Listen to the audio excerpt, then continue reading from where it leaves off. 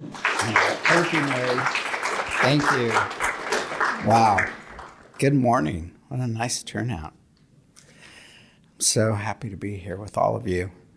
How did I even get here? Like listening to that, I was like, wow, quite a journey. So thank you for coming and listening to me and what I have to, my work.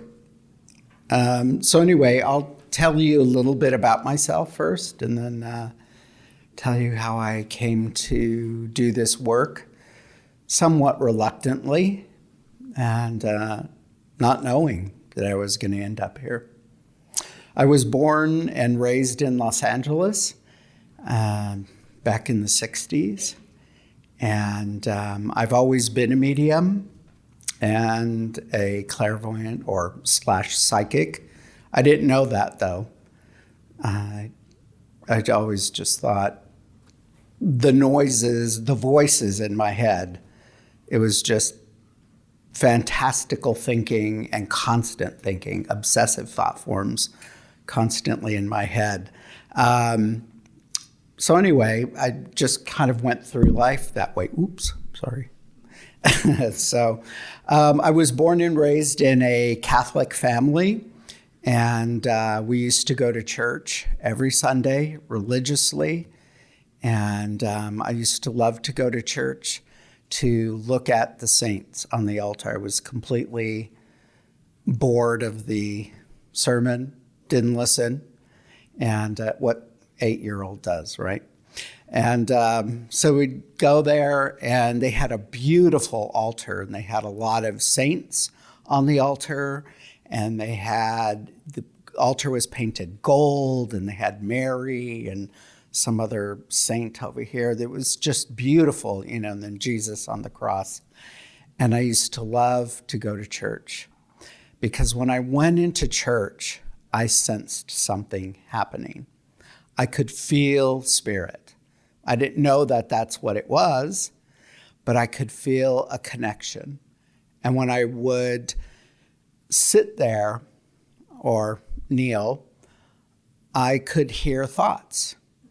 And I felt they were talking to me. And I would get excited by this. And I would ask the saints, okay, I want to see you move, and ask them to move the statues. And in my peripheral vision, I would see the statues move. And I'd turn quickly to look to see what they were doing. And of course, I was always a little disappointed when they didn't move. All right, they were still frozen in that same stance. So that was like now thinking back, that's when I noticed what was happening. That's my first recollection of it. And I just used to love to go to church. And it was every Sunday that I just get so excited to be able to feel them and see them move. And that they were responding to my request as well. That really excited me a lot. And after church, we used to go to my father's mother's house, which was a block away. And I used to love to go to my grandmother's house. That was his stepmother. And she was a healer as well. And we used to go into her home, and she was just so loving and kind and sweet. And she was very faithful. And she was a healer, like I said, and she had a big altar in her home too. And I've always been fascinated with altars. I think they're just such a beautiful display of our faith and devotion. And so I'd just go there and stand in front of her altar for hours. And she used to have flowers and fruit and sweetbreads and candles. And she put fragrance and the saints too. And I would just spend hours looking at everything. And she would give me like incense or something to put on the altar to make a offering. And I used to love that. I would just think it was the best thing. But I think, again, here, going back to feeling, what I was connecting to was spirit inside her home, because you could feel that. I could feel that connection. And it was just so powerful. I felt the energy shift as soon as you went into the home. It was just so loving.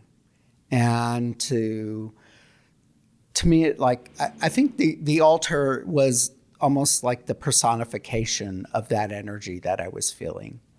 And it was a way for me to connect. And altars still are a way for me to connect. I love altars. I have one in my home. So if you have loved ones on the other side, I would suggest making an altar in your home. They're just a wonderful way to connect to them. To spend that time with them, put some photos and candles or things they loved. And they will come to that space too. So anyway, let's see, I made some notes here, so I'm not all over the place. So, I've been very religious in my past. And so, like I said, I grew up Catholic. And then later, as time went, I started going to a Pentecostal church, charismatic, and they would speak in tongues. And I thought, okay, I feel closer to God. I always felt a distance from God in the Catholic Church. I didn't like the standing up and sitting down and kneeling and reading this and doing it again and blah, blah, blah, going through the motions. I just felt very disconnected from it. And going to the Pentecostal church, I loved it felt like it was a little more connected to God. And the tongues and the worship and singing. And so I loved that. And during that time, reflecting on it, I noticed God was using me to give messages to people. But of course, you can't be a psychic or a medium because that's the devil, right? Not good. So they would say I forgot what was the term they would use, but it was like you would give godly messages to people. And so I was like, okay. But I didn't know I was doing that. We would stand and pray for each other, and then I'd hear a whisper, and they'd say, tell this person this. Okay, so I'd give them the message. And sometimes it was from their loved ones, and sometimes it wasn't. It was from spirit. And a lot of the times it wasn't taken kindly to, because they didn't want to hear it. But I would tell them. Because at times I'd hear the message and I'd be like, no, I'm not going to say anything. And Spirit would say, no, you need to tell him. It's important. And I'd say, no, I'm not going to tell him that. Yes, you need to tell him. No, I'm not. I'm not going to say it. And then finally you'd feel with a force, tell them. Okay, I'll say something. And so I'd give them the message, and then they took it as they wanted, and I would just leave it there. And so, that progressed. I guess I've been always practicing. I didn't know it, though. I didn't think I was a medium. I didn't think I was psychic. I thought everybody did this. Everybody heard from God. I mean, we all have that capability. We're certainly geared to doing this. So anyway, that progressed, and let's see. So then I went to college. I went to an art school in Los Angeles, and I got my master's there. And I left Los Angeles after I got my master's, and I moved to New York City. And I worked in the fashion industry. I worked there for 20 years for some really big fashion houses.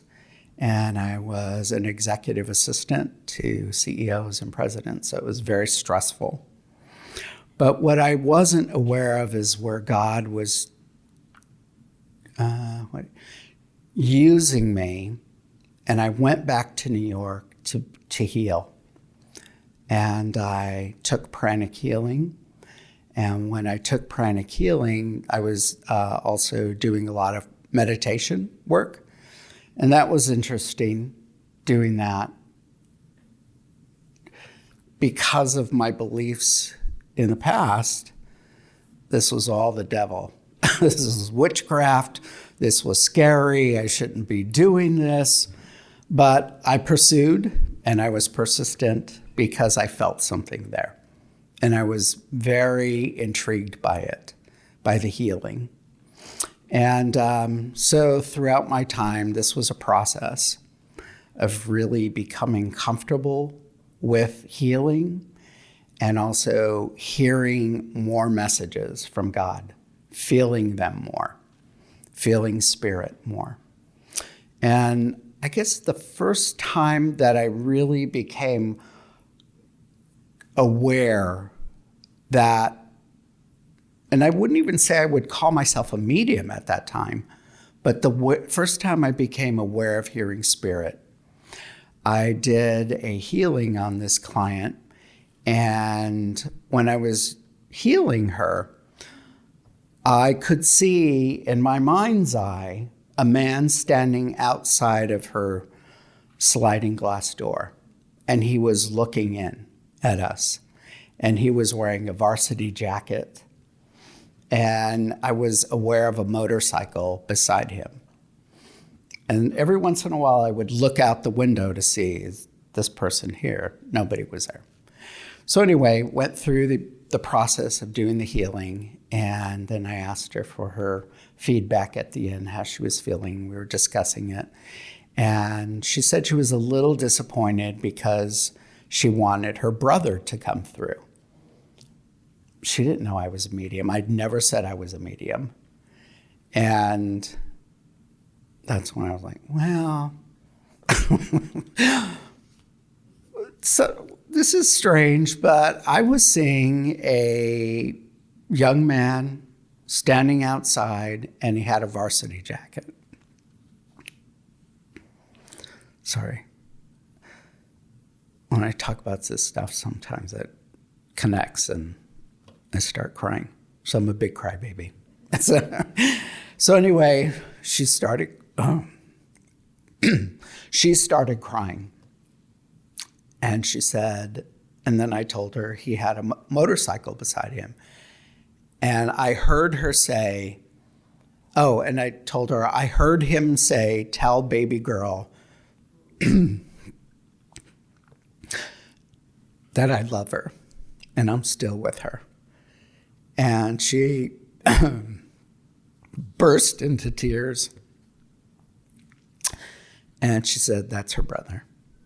He played football. He had a motorcycle.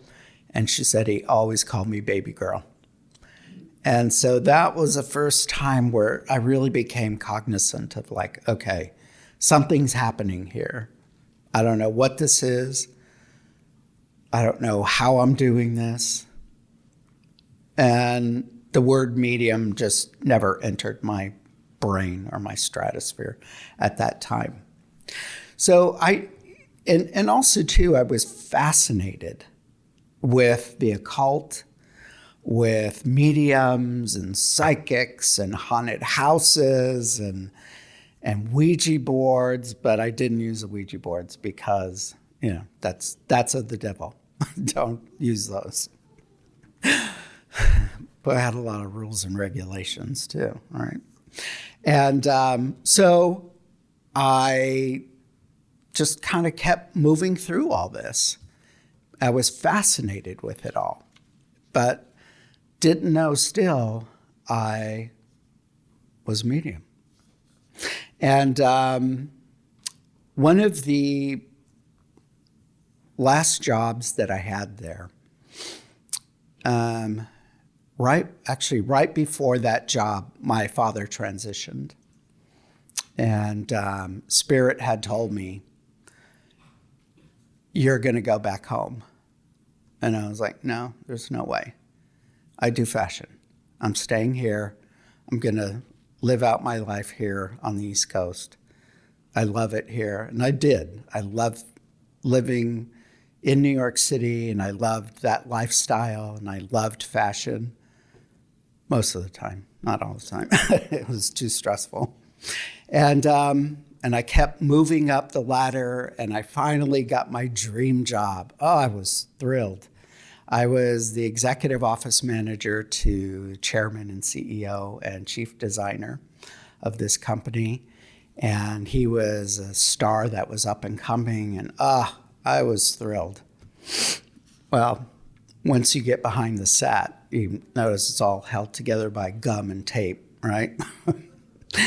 And when I first went into the building to interview with him, I could feel something in the building, and it was a little unsettling. But I didn't know at that moment, but now it was filled with spirits. There was a portal that was in that building, and they were going in and out of that building. And I just thought, okay, it's the stress. That's all it is. People are so stressed out.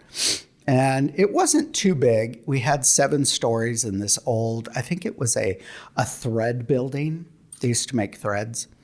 And so I went there, interviewed with him, and I got the job, went back, and I used to work on weekends because that's when I could catch up on my work. And when I went in on weekends, that's when I started noticing the activity in the building because it was quiet. And I could hear the floors creak because they were wood floors. And I could hear a lot of the creaking, and I used to think, okay, it's just the building settling. That's all it is. And lights would constantly burn out in the building throughout all the floors. And it used to set my boss off. So I would tell the facilities manager, make sure somebody comes in early in the morning, does a walkthrough, replaces all the bulbs, because it, for some reason, would just really set him off. It was so weird. But anyway, he'd come in 7:30, and there would be light bulbs that would be burnt out. And I just we couldn't get it right. It was crazy. And so I didn't really kind of put it together then until one day I was at my desk, and we have a camera fixed on the front door, and I have the camera right in front of me.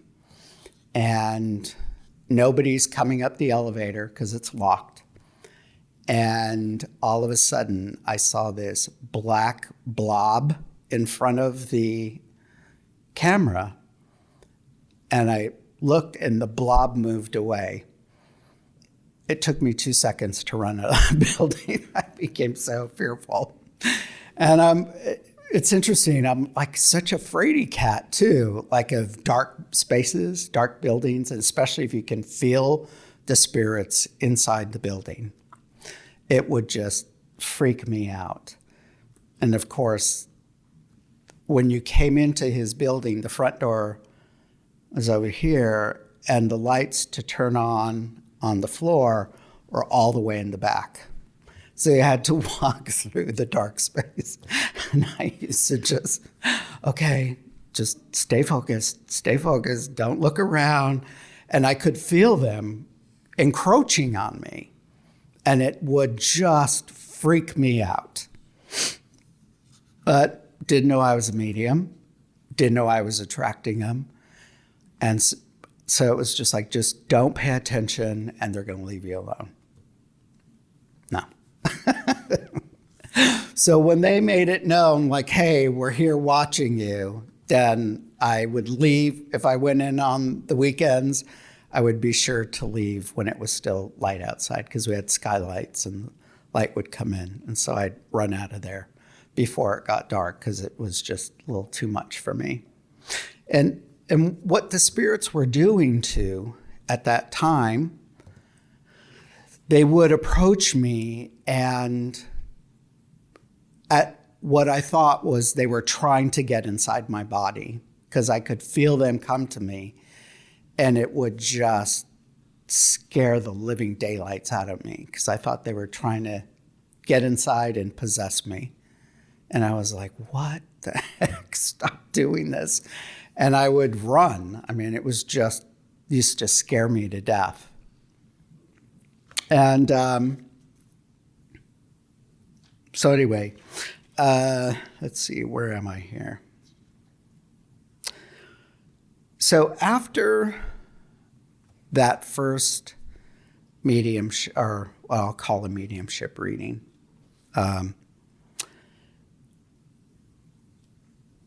and doing pranic healing and healing myself, and then being told I was going to come back home, I used to talk to my father and ask him to show up to talk to me. I wanted to hear from him. Nothing. Silence. And it was disappointing, and it made me a little sad that he never showed up to talk to me. So, but I just, okay, whatever. He doesn't want to talk. He wasn't much of a talker anyway. So time went on, working at that space. I finally burnt out. I didn't even last a year. It was just so stressful. And I quit, and I packed up all my stuff, and I moved back. And Spirit had told me, go back home. You need to take care of your mother, and you need to do this full time. So I obeyed. I was just broken and exhausted, and I just left and came back home. And when I moved back home, started making connections, meeting people, started my practice. And then that's when I really became aware of being a medium. And I met other mediums, and they kept telling me, you're a medium, you're a psychic. And I was like, no, I'm not. They're like, yeah, you are. You need to be doing this work. Well, I don't know what to do. They're like, don't worry, just sit down and it will come. You've been doing this many lifetimes. This is what you do. It's just remembering. You don't have to learn how to do anything. You'll see. Okay, I'll try it. So I did, and it was amazing. Instantaneously, the messages would come. And so finally, and then I started working with other mediums, doing mentorships. And these mediums are from England, so they're trained in the Spiritualist Church. And I think they have an integrity to the work that they do. And I think it's very exciting, the work that they do. And that's when my father finally showed up. And he had told me he was sorry that he treated me the way he did when he was alive. My father was very macho, and he was in the army, and I'm not very macho. And I'm, I'm an artist, and I'm very emotional, and he didn't like this. He wanted a son that was going to play sports. They bore me to tears. And so I was like, okay, I was just not the son. So I felt like I disappointed him. But when he showed up to give me the message, I love you, and I am so sorry for treating you the way that I did as when you were a child. I see now the work that you do, and I never understood you. And I'm sorry for treating you the way that I did. And he asked for forgiveness. And he showed up maybe about 3 or 4 times. Like I said, he's not very talkative. So even when he shows up, he just kind of stands there, and the medium's like, okay, let's say something. And it takes him a while to get going. And, the people, our loved ones, they're the same over on the other side as they were here when they were in their body. They don't change. They don't become these saints, all-knowing, and become they're more loving. Because they don't have their body anymore. The ego's gone. So they open up a little bit more. But if they were very quiet, it takes them a while to still communicate. If they weren't good at communication, they're not great over there either. They try, but it takes them a while to get going. So anyway, I noticed throughout this time, then as I was doing mediumship readings, sometimes when spirit does show up, we get the message that we need to hear, not always what we want to hear. So a lot of the times people will come in and I want to hear from my mother or my son, my spouse. They don't always show up. Whoever needs to speak with you will show up. And we give them voice. We allow them to speak. Or I do as a medium. I will honor that person that shows up.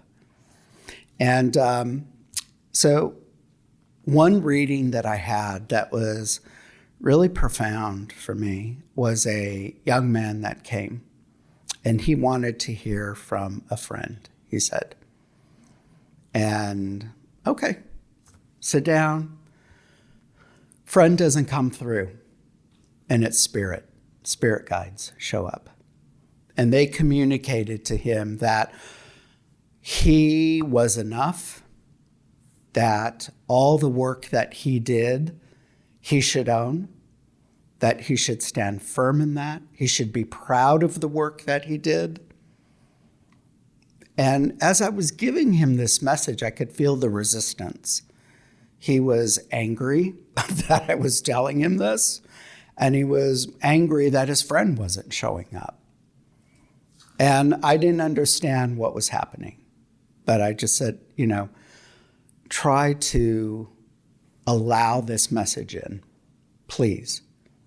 This is what's happening, and you need to hear this. So through more of spirit giving him information, his friend finally turned up at the end. And his friend told him that he was sorry he had to go. And also my client was angry that he left so soon. And his friend was in an auto accident. And so that's why he was taken so quickly. And, or he left quickly, he wasn't taken. And so anyway, he relaxed more. And the friend wanted him to know, also, he communicated exactly what Spirit told him. You did the work. This is all on you. This is yours. Hold on to that. Do not give me any credit for this. And so I was still baffled by what this thing was.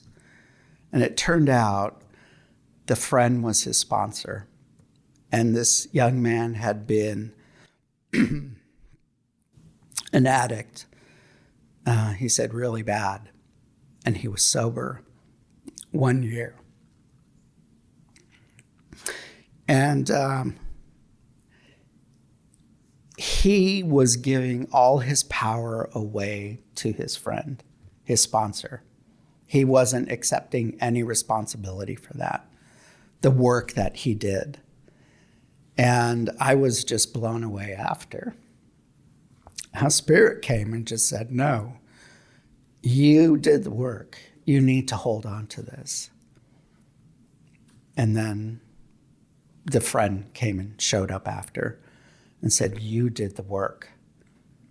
I'm proud of you. Continue on. Find another sponsor. Don't give up.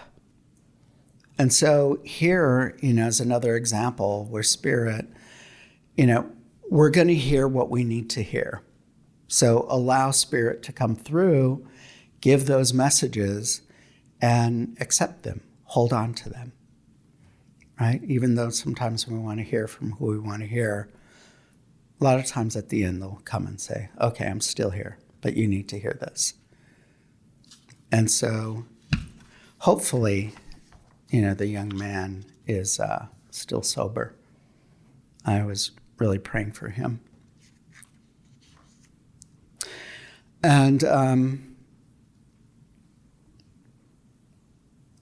that's when I really started seeing from that point how Spirit was using me to communicate messages of redemption and healing for those of us here still in our body, especially if we've had really tough relationships with them.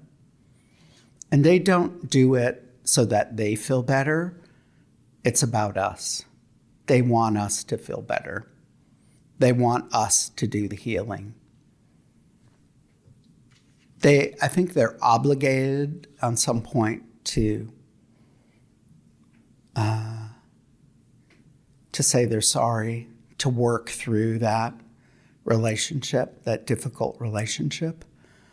But it's more for us.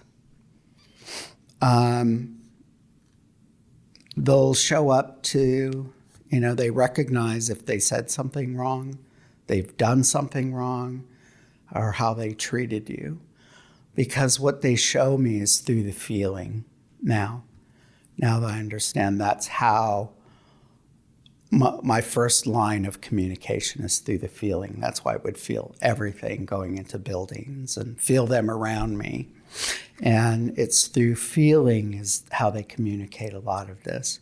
They might not say it, but I feel that energy come through. If they said something wrong, I won't hear what they said first. I'll feel that. And you could feel when they communicate the remorse that they have when they've communicated that harsh word and it made you feel bad. And they feel terrible about it. And they just want to make sure that we forgive them so we're not holding on to anger and resentment towards them. Another client that I had, his parents came through. And more importantly, his father. And this client, who's actually a friend too, doesn't believe in this stuff. But his father kept coming through and was like, I need to talk to my son. I need to talk to my son. No, he doesn't believe in this. So it was going back and forth with the father, and finally it was like, okay, I'll ask him and see if he wants to hear this. So he showed up, and the father also showed me, or they give them evidential information, right, to confirm this is the father.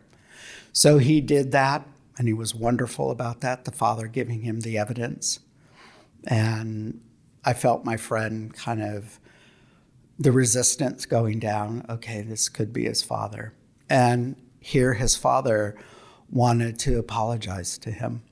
My friend who's gay and a lawyer, the father always treated him a little differently.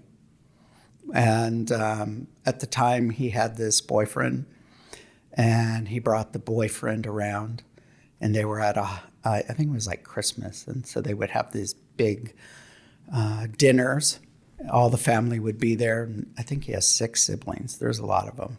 And so all their families as well. But the father wanted to communicate how sorry he was that he, upon reflecting now, that he felt he treated his boyfriend differently than he did with the spouses of his siblings, because they're all straight. And so he treated him differently. And so he wanted to say he was sorry for doing that. And sorry. My friend was just speechless and blown away by that. And he knew it, but never spoke of it or articulated that. And he accepted the apology. And he also, that just popped right out. So anyway, he accepted the apology. Oh, but then he would say like, oh, it's fine. It's so fine. That's okay. The other thing with spirit, when spirit apologizes, if you have a mediumship reading and your loved one comes in to say they're sorry, to apologize, allow them to do that. Do not say it's okay in the beginning. Let them know it's okay after. Allow them to go through this process of communicating this, getting this off their chest. They also need to, accept responsibility for what they did. And part of that is for them to communicate that, to acknowledge it. I mean, they already see it over there, but for them to communicate that to us is so powerful, to us and to them. So you can tell them that's okay after, but allow spirit to apologize. Another reading that I had that was extremely difficult is when this client showed up and she wanted to hear from her mother. Her mother had just transitioned. Okay, have a seat. We'll do this. Well, mom didn't come through. Her brother came through. And when they show up, and sometimes they're apprehensive, they don't say a lot of stuff. They'll just kind of stand there and kind of look. And you're like, okay, say something. Let's go. Let's get this going. And so anyway, he finally said, I'm the brother. Does she want to hear from me? Do you want to hear from your brother? And I could feel the wall go up and there was resistance. But she said, yeah, sure. I'll hear from him. Okay, good. So the brother proceeded to apologize for when he was in his body. Apparently, he was extremely difficult. He was disruptive to the family. He was a drug addict, always in trouble, and just caused havoc while he was in his body. He left, I think he was like in his late 20s, early 30s. So he left pretty early. And you could just feel, I felt the anger from her towards him. And, then you get this. Oops, okay. So he went through some scenarios and apologizing for this, apologizing for that. And it was like he took center stage in the family. It was always about him, his addictions, his problems, and she resented that. And also he wanted her to understand, right? He didn't want her just to forgive him, just so he would feel better. But he wanted her to understand, and he communicated. And this is where I was just blown away that it was just the two of them and their mother. I don't know what happened to the father. I don't remember. And the mother remarried a man, and he communicated that the new husband started sexually molesting him. And he was a teenager, or what do they call it, tweens. And that's when the problem started. And he never communicated that to anybody until that moment. And so he just wanted her to know, this is why I was acting out. Please forgive me. But the forgiveness is for you, so you can move on.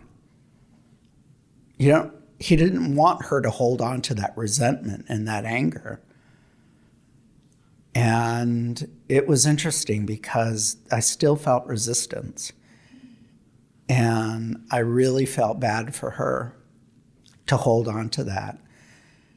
And being a medium, I could feel the honesty in his apology. It wasn't just kind of like an addict saying, oh, I'm sorry, but really meaning it, right? Because he didn't have the problem anymore. And so he wanted to communicate that to her, that he was really sorry. And this is not an excuse, but this is why I was acting out. He was hurting. And and so my prayer was, when she left, was, I hope you find healing in that. And that's where we kind of have to leave the message. And that's why it's important when we do mediumship readings, is to allow the loved one that time to communicate the information. Yeah. Another really heavy one is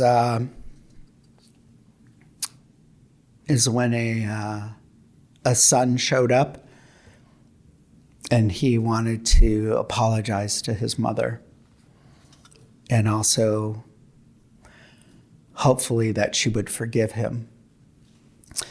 He communicated that he committed suicide by cop. He also was using drugs.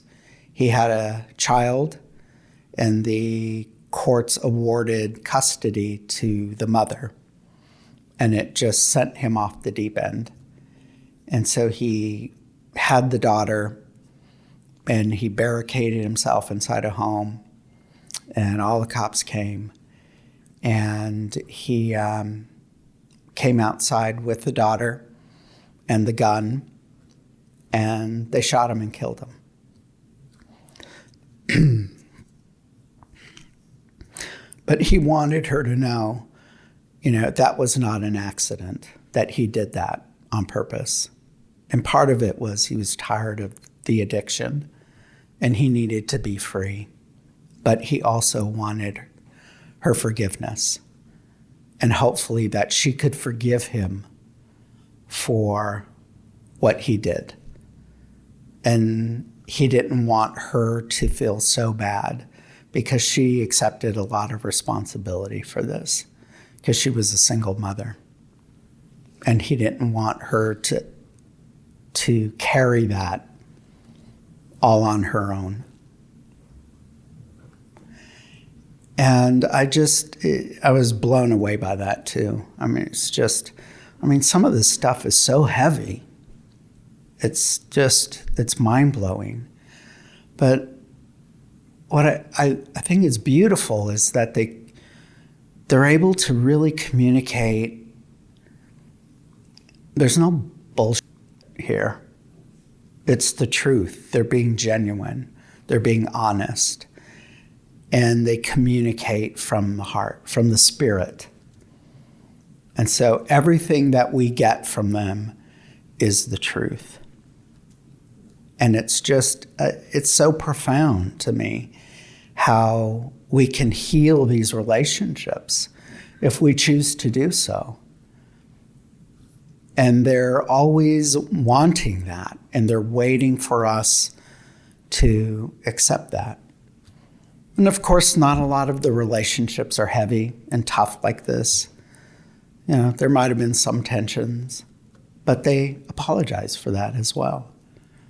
I had one young man show up, and he was an atheist. He was a professor at a university, and he showed up, and just a great energy about him, but he wanted to apologize to his mother to let her know that he was so wrong about being an atheist, that there was a God or a creator.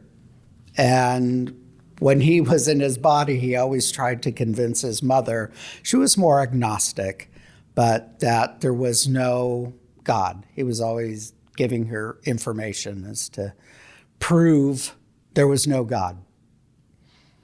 And so he wanted to say, I was completely wrong. Please forgive me. There's a creator. He's like, I'm just blown away by what is over here. Please forgive me. He's like, there is a God. And then he tells me, he's like, I want you to read more. He's like, I want you to expand your vocabulary. I was like, okay, thank you. And then she's like, yeah, that's my son. He's always saying stuff like that. So, they're not always heavy. Some of it's just a little more superficial. But allow yourself, if you have readings, to communicate with that loved one and allow them to apologize. And also, too, I would encourage you to go back for multiple readings, because sometimes we think, okay, this hour, they're going to communicate all this information. No, you've had years with that person. And it still evolves, right? And they still watch us. They still are involved in our lives every day. And be open to them. It's hard for them to talk to us or communicate with us when we're really sad, because that lowers our energy. So always try to raise your vibration with them so that they can connect to us easier. Create an altar for them and spend some time at that altar, meditating in prayer, or even just thinking about them, because they always come to those altars. They show me people when they go through their loved ones' homes, if they have even just a picture and a candle, they're always there looking at that, because that person is reflecting on that person, their loved one. And it's, this can continue. And so with my father, throughout our years, our relationship has gotten better. Like, I've forgiven him, and I could truly say that I love him now, where before I didn't think that, didn't think I loved him. But I see how he's grown, and he's apologized, and he's made an effort to heal the relationship and own his stuff. And to me, that's huge. It's huge, especially coming from a man who's pretty tight-lipped, doesn't talk much. So, anyway, thank you. Thank you for allowing me to share my experiences and this information with you. Thank you so much. I'd just like to start by never apologize for your tears. Oh. That's for everybody. Yeah. What about if we want to make amends is it working with the altar? And do you have any tips on that? You just talk to them. Talk to them. Just talk to them. They hear us all the time. They never leave. That's the other thing, too, that I've heard countless times, all the time, is when they leave their body, the body's gone, but they're not. They're always around us, and they hear us all the time. So anytime you think about them or start talking to them, they will hear that and they'll come. And also, too, our animals go to the other side, too.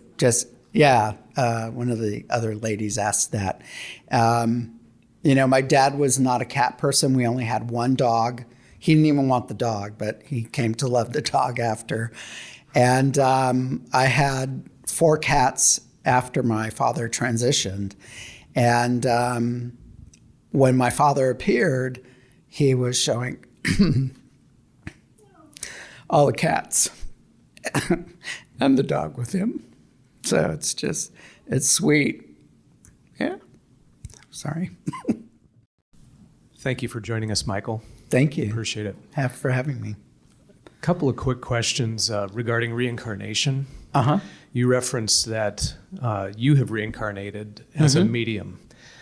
So my couple of questions are related to reincarnation in terms of personality and purpose. In terms of personality, you said when we transition, we maintain our personality on the other side. When we reincarnate, does our personality continue into the new incarnation? And secondly, with respect to that, do we reincarnate with family members or, friends and family members into the next life? And then related to that is purpose. What is our purpose in reincarnating over and over again? Is it simply to experience this physical world, or is it to progress? So, yes, we do reincarnate with some aspects of our past lives and personalities. A lot of the time, it doesn't always come through. In some of my readings, I've never trained for this to look at past lives, but that has come through as I've been doing the work. And sometimes I'll see a past life come through now. And it's usually not to titillate, to let you know you were a king in your last life. But it's always information, because that past life is affecting your current life. And so it's to help you understand what you're going through. So some aspects, that come through. You could have been like a very angry person in a past life. So in this lifetime, you might be quick to anger or judgment, right? But not fully engulfed in that. Does that make sense? And also, too, part of this lifetime is learning how to let go of that anger. So when we reincarnate, it's about bettering the soul, bettering this lifetime. And so each time when we come back, the soul agrees to live this lifetime. We sign a contract, and we review that contract with, the higher beings, our spirit guides. We don't just kind of click, good luck. No, it's like, okay, this is your lifetime. This is all the experiences you're going to go through. So these really challenging times and experiences that we have, we've signed on to those. We have said yes to those experiences. And spirit, our soul is always like, okay, good. I'm going to really learn in this lifetime. And so that's the hope and that's the goal. But we have free will. So we can choose to do those things or not. And so some of that personality comes through, and we try to evolve and become better people each lifetime. And yes, sometimes we come back with a family member, and it's usually those that are relationships that are challenging. And it's to learn how to fix those relationships. And so if you have especially siblings, those are the ones that I really see, or even parents too. If you have a really challenging relationship with that family member, fix it, because you don't want to come back again, right? Because, right, we see each other, the souls see each other, and then all of a sudden they're like, oh, I remember you. And then they're, oh, yeah, I remember you. And sometimes we can have anger towards people, and we don't even know where the anger is coming from. but it's the soul recognizing the past life. And so that gets in the way. And that's part of the work that we have to do. What is the ultimate goal then to the evolution of the spirit? It's Is it to not come back? Yes, that's the end result, that we kind of merge into this being to merge with Creator and not come back. But that's a long time. Thank you. Did I answer all your questions? Yes, thank you. Okay, yeah. And also I would say fix the relationships, because, sometimes we come back and then you could be a twin. You can be a co-joined twin with that person. And that's what my spiritual teacher, Master Choa, always told us, You don't want to come back as a co-joined twin with that person that you're having a difficult relationship with. It's like, then it's really going to be challenging. Thank you. Those great questions. Yes, thank you. I wanted to know what is your interpretation of when we dream about our loved ones that have passed away, and are they trying to give us message through those dreams, and why, for example, my example, I dream about my parents that are passed on often, but none of my siblings do. What is your interpretation of that? Thank you. That is our loved ones coming through. And that's how a lot of the time they communicate with us, to connect with us, is through the dreams. A lot of times, too, they won't even say stuff, but they'll just show up and we see them. And so just know that it's not really a dream, but it is them coming through to communicate with us. And then maybe you're the favorite. And that's why they come to you.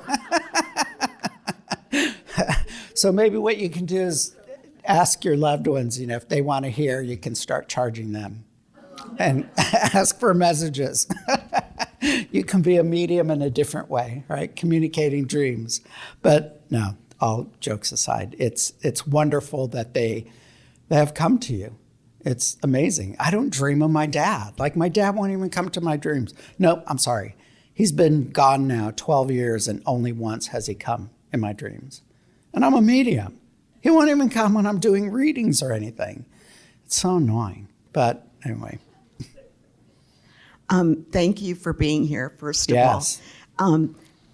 I believe for a long, long time that you said that the ones who pass, I don't know how you put it, but they're always with us. Yes. And I have believed that for a long, long time. And even the people who owned my little cottage before me, Tony and Nana, I feel like they're still there. Yeah. And the only thing, and this dawned on me just recently, if they're always around us, do they have a cutoff point? Like, they don't come into the bathroom with us, do they?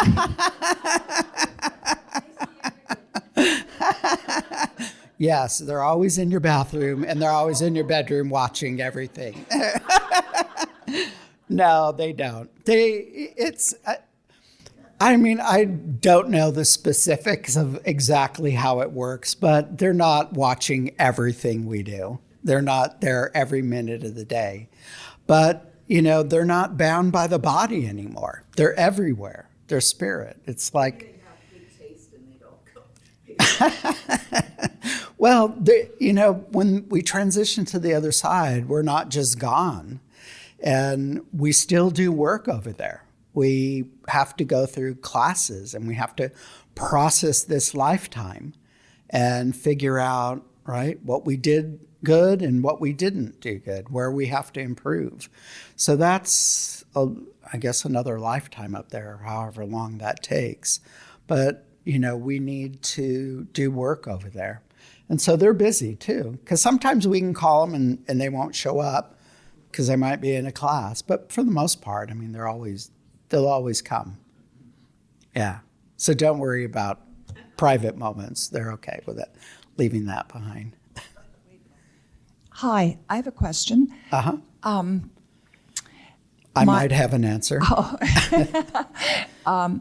my father passed away when I was a very young woman, and there was a lot of very difficult things between us that never got resolved. Now, I think that it's highly likely that he's reincarnated. If that is true, and he's my grandson or something now, how do I resolve that with him through mediumship and prayer and altars and so forth? Good question. So you're still connecting with the soul, right? So even the soul, if it's reincarnated and it's in a new body, that is the carnate soul, right? There's the spiritual cord, which is up in the higher soul, connected to the higher soul. It connects us to the carnated soul. And so you're going to be working with the higher soul. The portion, that lifetime, that was your father, and you can still work with that. It's not that you don't do it with your grandson. You do the work with spirit that's on the other side. Yeah, because when we come into a new body, we're not always going to have memories of that past lifetime. We're not going to be aware of it. Because when we come into the body, all the memories wipe clean. So that's why we can start new and fresh and make decisions based on this lifetime in this body and not based on a past life. So you don't, it's like, I mean, it is a continuation of what we're learning, but not a constant continuation of staying in that same space, staying in that same lifetime. Does that make sense? So I keep talking to your father through mediumship as well. Absolutely. My aunt passed away less than 2 weeks ago. She was 91 and she was ready. She had 3 sisters. One of them was my mom. Is she with her sisters now, or her mom and dad, or do families stay together? Yeah, they usually do. Yep, they usually, especially if they've had good relationships with their family, they will, the family will come to get them too before they leave their body. That's why a lot of people always say, oh, I saw my father, I saw my mother. That's because the veil, they start to see those family members coming through. So yeah, usually they do go with the family. The family will come, escort them over, kind of help them acclimate. And if they didn't have a good relationship, I think there are varying degrees on that. But like, so say if it was a really abusive relationship and they were afraid of their father, right? Then the father will be nearby. The loved one will know, okay, my father's there. I'm not ready to talk to you just yet. They have to ease into this as well, right? They have to be a willing participant of communicating with that person. I have a tough one for you. Okay. I'm having trouble with God. Oh, yeah. And I feel angry with him right now because I have a younger daughter that has had one thing after another. Her house burned. Her husband had to have surgery. She not only got RVS, but the COVID right after. And now she's been diagnosed with ALS. Oh, wow. I have told her, I don't know what God's done to you. You've always been such a sweet, loving young woman. And right now, I'm upset with God. And I'm 96, so I shall go soon. And when I do, I'm going to have a few words with God about this. And he'll be ready. He or she will be ready. But how? We have had one thing after another. I lost my sister 2 years ago. I lost my husband 2 years ago. And now all this. And it's almost more than we can fathom. And I'm just trying to deal with it. And not hate God, because he may not let me up there. The way I talk about him sometimes, I'm so mad at him for dealing my youngest daughter such a bad hand. Do you have any words of advice for me? Whew, that's tough. I'm really sorry you're going through such a hard time. That's really tough to deal with.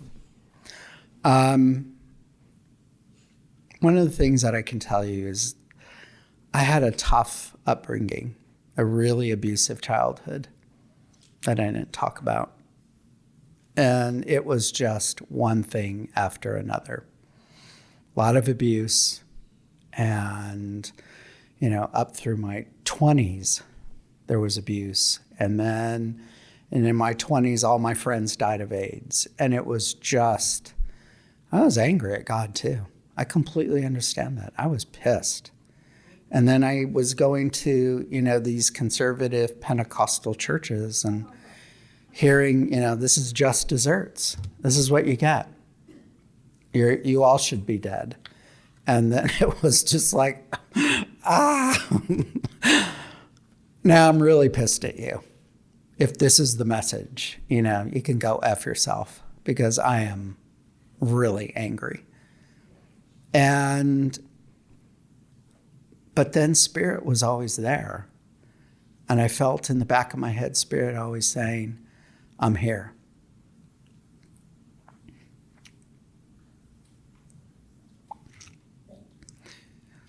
Here's a crybaby. But I love you. And I said, okay, I'm not going back to church. I'm only going to follow you and what you have to say to me. I don't want to hear from anybody anymore about their beliefs or their thoughts on you. And if you say you love me so much, you're going to help me through this process. And it takes time.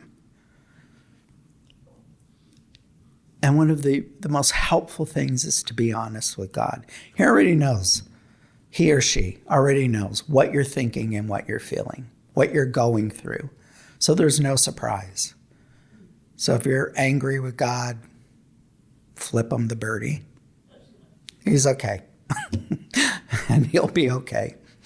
But I think once we work through that anger and the rage, and also it just feels like it's just so unjust sometimes, we can get through the other side.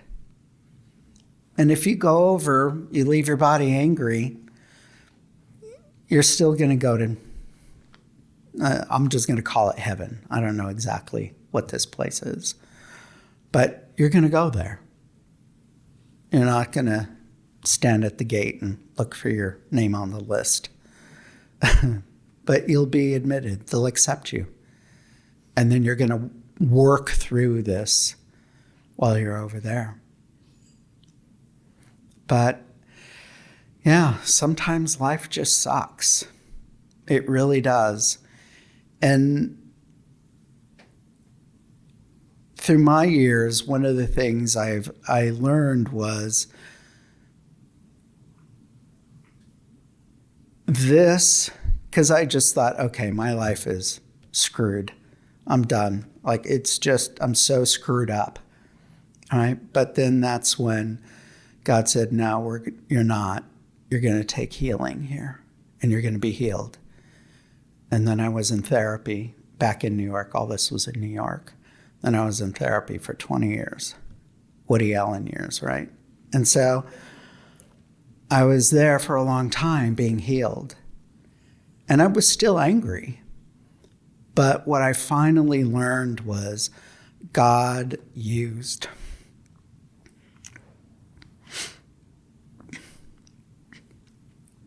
all of that so I could help people, especially the relationship stuff. You know, that was so profound for me, not to feel loved by my father. You know, the only time I heard from my father is a harsh word, just to say something mean. But I finally learned, and I finally accepted. It was like, okay, I get it. I get it now. But holy crap, could we do it a different way next time? I don't want to do this again. Like, this was really tough. This was a graduate class. I don't want to do this anymore. But that's what my soul signed up to do, to go through these through this tough lifetime so that I can help people on a different level. How do we find someone that, like you studied with somebody, who's actually a spiritualist?